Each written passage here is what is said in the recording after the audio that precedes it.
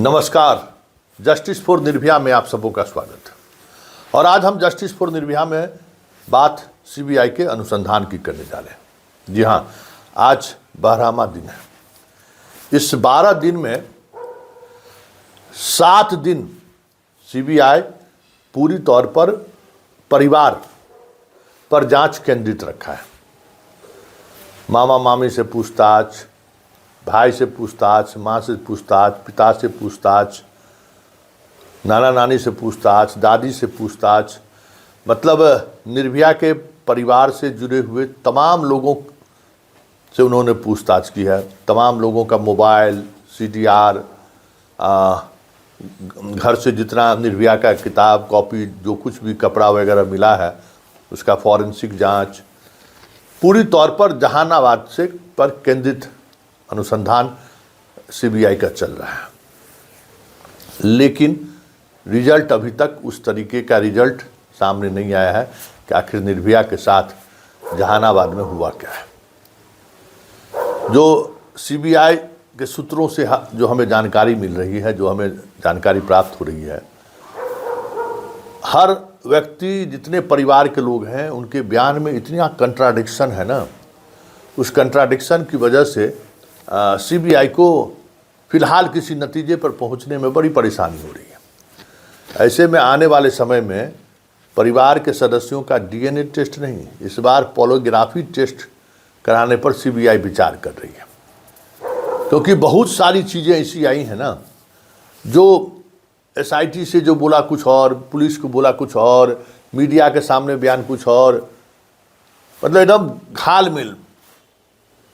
कल तक ये बातें हो रही थी कि पीड़िता का कपड़ा जो पुलिस को दी गई 10 तारीख को, वो मामा दिया है। अब मामा कह रहा है कि नहीं, भगना मेरा लाकर हम यहाँ पर रख दिया था और उसके बाद पुलिस को हमने दे दिया। बहुत तरीके की इस तरीके की बातचीत हो रही है। मामा का मोबाइल फ़ोन को लेकर अभी भी जो बातें सामने आ रही हैं, हमने कई बार दोहराया भी है। भाई का मोबाइल फ़ोन का सारा डाटा रिकवर करने में सीबीआई लगी हुई है। भाई के डाटा के रिकवर करने का क्या मतलब हो सकता है, भाई के डाटा से इस केस का क्या संबंध हो सकता है, आप बेहतर समझ सकते हैं। क्योंकि भाई कहीं न कहीं इस पूरे प्रकरण में भाई का कुछ न कुछ इन्वॉल्वमेंट ऐसा है जिसको सीबीआई साबित करना चाहती है। क्या इन्वॉल्वमेंट है? माँ के इन्वॉल्वमेंट पर भी सीबीआई का फोकस सबसे ज़्यादा है कि माँ की क्या भूमिका है। माँ भले मीडिया में बड़ी बड़ी बातें वो कह रही हैं, अपने अपने तरीके से चीज़ों को वो रख रही हैं, लेकिन सीबीआई उन तमाम तथ्यों को जिस बारीकी से जांच किया है अभी तक, उसमें माँ की भूमिका पर भी कई तरह के सवाल खड़े हुए हैं। तो माँ, मामा और बेटा, ये 3 ऐसी कड़ी है जहाँ सीबीआई तीनों को मतलब जो उन्होंने बयान दिया है या जो टेक्निकल एविडेंस सीबीआई ने कलेक्ट किया है, अभी फ़िलहाल उसका अध्ययन हो रहा है। 2 दिनों से सैटरडे, संडे और फ्राइडे के बाद से सीबीआई की बाहर की एक्टिविटी पूरी तौर पर क्लोज हो चुका है। पूर्व मतलब चित्रगुप्त नगर की एक महिला एसआई सस्पेंडेड है, उससे जितना पुलिस वगैरह इस केस में एसआईटी के तमाम पुलिस पदाधिकारी जो इस जांच में लगे हुए थे, उनसे सब लोगों से पूछताछ हो चुकी है। 2 बार सीबीआई की टीम प्रभात मेमोरियल अस्पताल में भी गई है, जहां सिर्फ और सिर्फ उसके परिजनों की एक्टिविटी पर वो मूल्यांकन कर रहे हैं।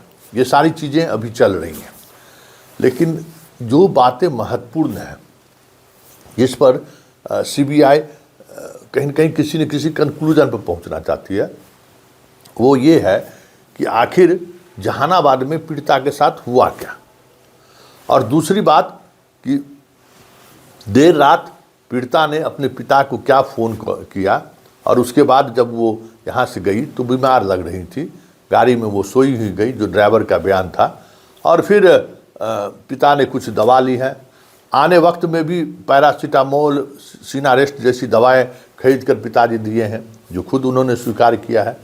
तो ये सारी बातें ऐसी बातें हैं जिसको सीबीआई जोड़ रही है।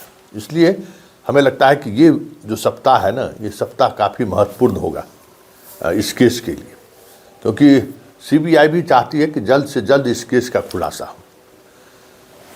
2 महीने होने को है, मतलब समझ जाइए ना, कब 11 दिसंबर नहीं, 11 जनवरी को ये घटना घटी है। जनवरी फरवरी 1 महीना से ज़्यादा, 1.5 महीना होने को है। चाह रही है कि जल्द से जल्द इस मामले का, मतलब इस महीने में इस केस को का डिस्पोजल हो जाए, क्योंकि पहले ये साबित करना है कि भाई यह घटना पूरी तौर पर सुसाइड है, और सुसाइड के लिए उस प्रेरित माँ पिताजी ने किया, भाई ने किया या मामा ने किया, क्यों, किसने प्रेरित किया, किसने मजबूर किया सुसाइड करने को, अभी फ़िलहाल सीबीआई को पूरी तौर पर उसी विषय पर केंद्रित है। अब देखिए आज कुछ नई चीज़ें सामने आए। अगर पॉलीग्राफी टेस्ट की बात आ रही है तो आप समझ जाइए कि कहीं न कहीं सीबीआई ने भी मान ली है कि जो कुछ भी हुआ है परिवार के अंदर ही हुआ है। अब पॉलीग्राफी टेस्ट देने के लिए तैयार हों तब तो। पॉलीग्राफी टेस्ट बिना परिजन की सहमति से नहीं ले सकते हैं। वो परिजन की सहमति ज़रूरी है, तभी वो पॉलीग्राफी टेस्ट सीबीआई करा सकती है। तभी देखिए परिजन जिस तरीके से मोबाइल को लेकर या बाकी चीज़ों को लेकर धमकी भरा पत्र से लेके कई तरह की चीज़ें देकर बरगलाते रही हैं, ऐसे में तो बड़ा मुश्किल होगा सीबीआई को अनुसंधान की दिशा को आगे बढ़ाना। इसलिए सीबीआई जिस नतीजे की तरफ बढ़ रही है, या सीबीआई जो साबित करना चाहती है, उसमें वक्त इसलिए लग रहा है। चलते चलते एक बात और कह देते हैं कि इस खबर पर बने रहना टीआरपी मेरा मकसद नहीं है। टीआरपी का सवाल ही नहीं है, और ना ही इस खबर पर बने रहने के लिए हमें कहीं किसी दबाव का सामना करना पड़ रहा है। देखिए, ये अलग बात है कि पहली बार सोशल मीडिया पर किसी पत्रकार को इस तरीके से किसी खबर को लेकर जात बिरादरी को सामने रख के ट्रोल करने की कोशिश हुई है। इसमें जो डॉक्टर है ना, वो राजपूत है, और ये पत्रकार भी राजपूत है, इसलिए बचाने की कोशिश हो रहा है। एगो कोई डीएसपी भी है, ट्रेनी आईपीएस है, वो भी राजपूते हैं, हम नहीं जानते हैं। एक कहता है कि वो भी राजपूत है, इसलिए हम राजपूत को बचाने के लिए पत्रकारिता कर रहे हैं।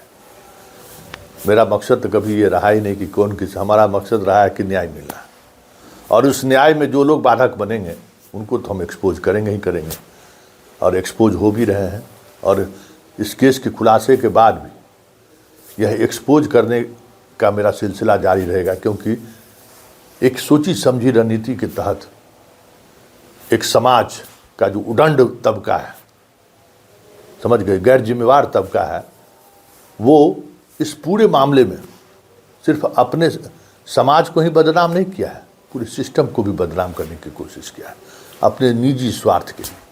तो ऐसे लोगों को तो एक्सपोज करना ज़रूरी है ना, क्योंकि जो बातें अब सामने आ रही हैं धीरे धीरे, वो कहीं न कहीं जो हमें ट्रोल कर रहे थे, ट्रोल आर्मी, अब धीरे धीरे गुम हो रहे हैं, धीरे धीरे भाग रहे हैं, धीरे धीरे दिखाई अब नहीं दे रहे हैं।